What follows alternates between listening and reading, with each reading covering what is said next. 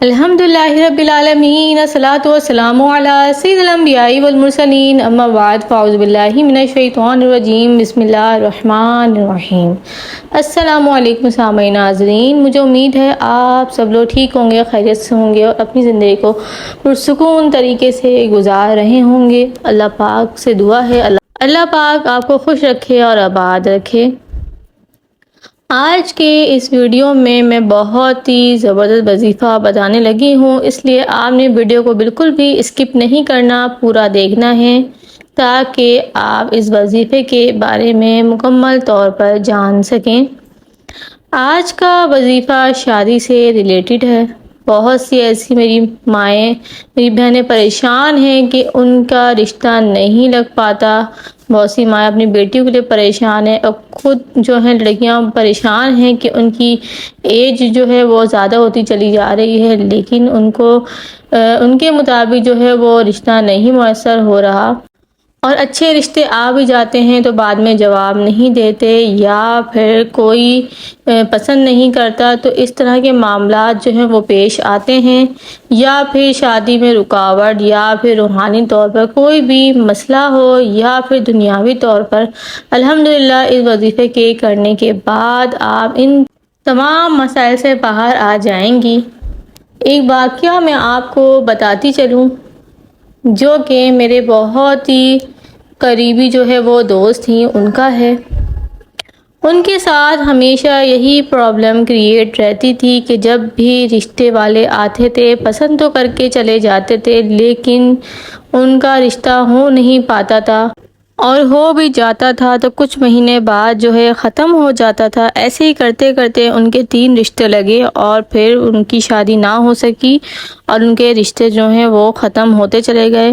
انہوں نے بالکل امید چھوڑ دی تھی، اور وہ بیچاری بچی جو ہے وہ بالکل جو ہے اداس ہو گئی تھی اور بالکل امید چھوڑ بیٹھی تھی، اپنی قسمت کو آئے دن کوستی رہتی تھی، اور یہی کہتی رہتی تھی کہ شاید مجھ میں ہی کوئی کمی ہے یا مجھ میں ہی کوئی مسئلہ ہے جو ایسا ہوتا ہے۔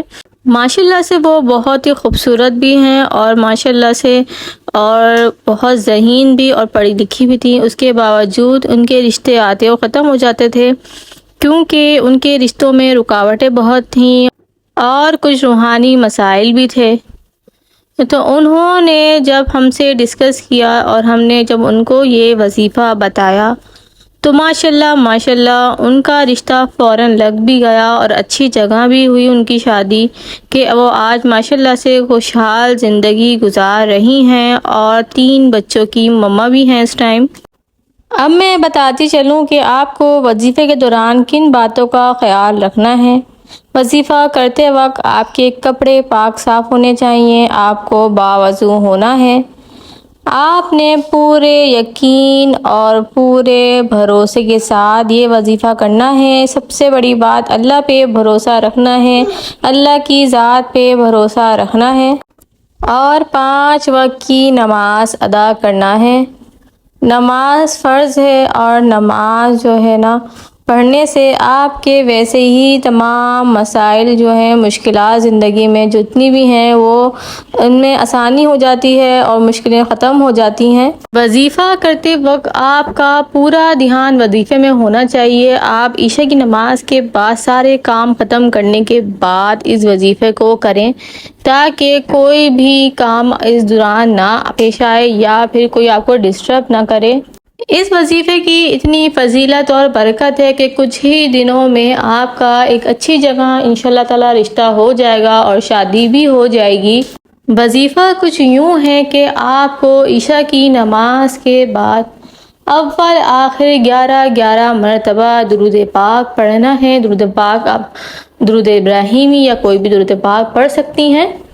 اس کے بعد آپ نے 100 مرتبہ یا لطیفو پڑھنا ہے، اور اللہ کے حضور جھک کر اپنے سر کو جھکا کر اس کے آگے اور گڑ گڑا کے اس سے دعا کرنی ہے کہ یا اللہ تو بہت غنی ہے، تیرے پاس تو کسی خزانے میں کمی نہیں، اس خزانے سے تھوڑا سا مجھے بھی عطا فرما دے۔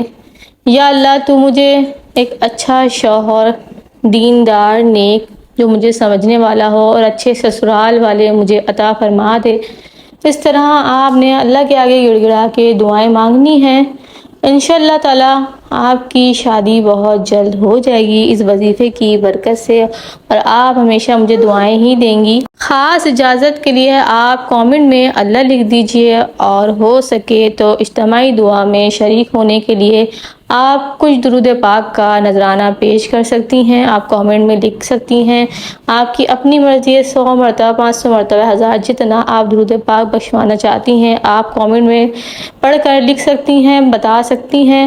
اس وظیفے کو زیادہ سے زیادہ شیئر کریں اپنے دوستوں میں، ریلیٹیوز میں، اپنے فرینڈس میں، تاکہ وہ بھی اس سے فائدہ حاصل کر سکیں۔ آپ کو کیا پتہ کس کا بیڑا پار ہو جائے آپ کی وجہ سے۔ تو پھر انشاءاللہ تعالی نیکسٹ ویڈیو میں لے کر آؤں گی، جب تک کے لیے مجھے دیجیے اجازت۔ اللہ حافظ۔